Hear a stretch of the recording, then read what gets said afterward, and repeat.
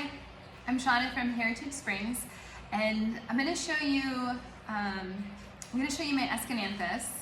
It has some broken pieces. I was clipping it the other day, taking off some dead pieces, and I accidentally took off like some very not dead pieces. So I was thinking about planting those separately, but actually I think I'm just going to go ahead and put them back in this pot. This plant has been extremely faithful to me. I've had it in less than ideal conditions. This is about 6 years old, 7 years old, or maybe even a little older than that, but it's doing great. I'm going to show you what it looks like. The pot is starting to rust, but it's not rusted out yet. So this is it. You can see those beautiful red flowers. The common name for this is lipstick plant because its flowers look like little tubes of lipstick. But anyway, here it is. But you can see on the top, like I have it kind of hanging at an angle on the wall. It sort of hangs forward like this. And so you can see that the soil has sort of eroded in here. It needs to have soil added to this section. And there's like some naked spots here on the stems. You can see that. So it needs a little bit of TLC, which is fine. I'm going to do that. And I'm going to show you how to take care of these plants. These love well-draining soil and humidity. They're epiphytes in nature, so they'll grow on other plants. I just think they're super cool. I bought this one at a greenhouse up in New York. It's in Dolgeville. They actually host the African Violet Festival every year. I can't remember the name of the greenhouse, but if you just Google Dolgeville, New York, and the African Violet Festival, I'm sure it'll come up. They have beautiful African violets, but they also have really beautiful other flowering houseplants. Okay, so I noticed this is like has like a little bit of a naked stem. So I'm just gonna wrap it around and kind of stick it down in here and secure it with a hairpin that I always have on hand. These are great for propagating. I've shown you these before, but hairpins are different than bobby pins. They have a space in there, so they're not gonna kill your stem by squeezing it too hard. So back to the greenhouse. Anyway, they have just different beautiful flowering houseplants. If you go in the wintertime, the people live next door and it's not really busy in the winter, so a lot of times there won't be anybody in there, but if you wait, somebody will come over and help you. When you get there, you don't even really know you're in the right place because it's at the top of a hill, and you just see like the parking lot at first, and then when you park, you can kind of see like you can walk down this hill, and the greenhouse is got kind of tucked around the corner. It does not look like much from the outside, but inside it is a wonderland. I promise, it is amazing. I haven't been there in a while, but whenever I go, I always spend way too much money. But they have such cool stuff.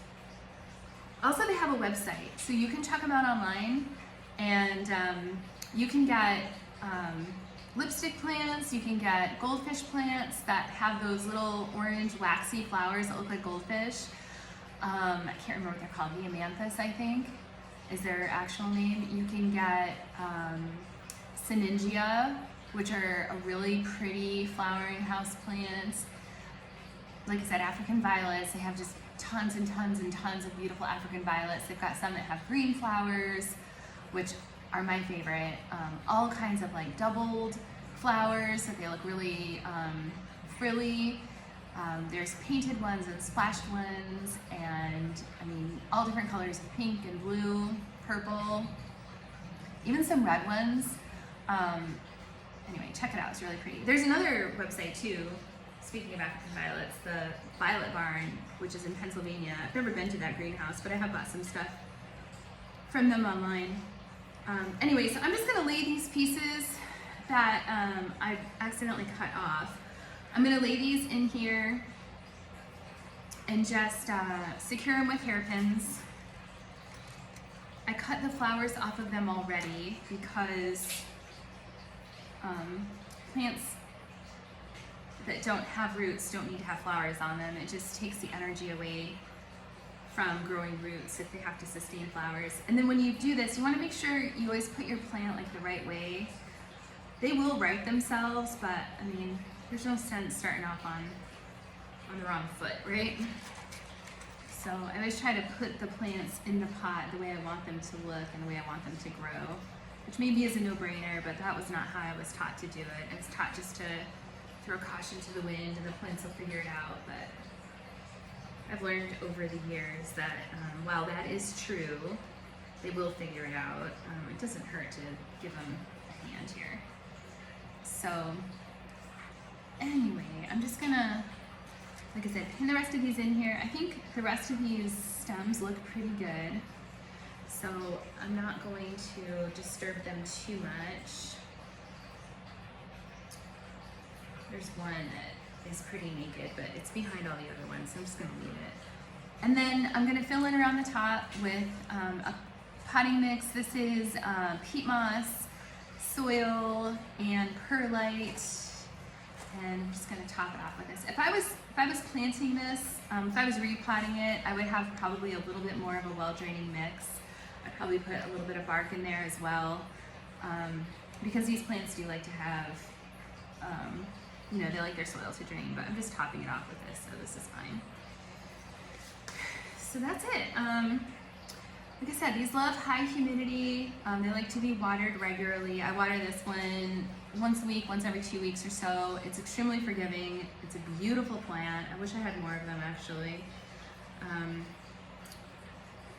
But I just have this one right now. Although now that I'm thinking about it, maybe I should do some online shopping this weekend.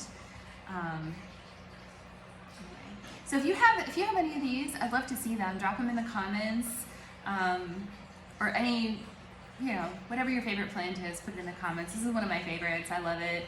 And if you go to that greenhouse and you like it, definitely let me know and send me a picture of what you buy so I can live vicariously through you.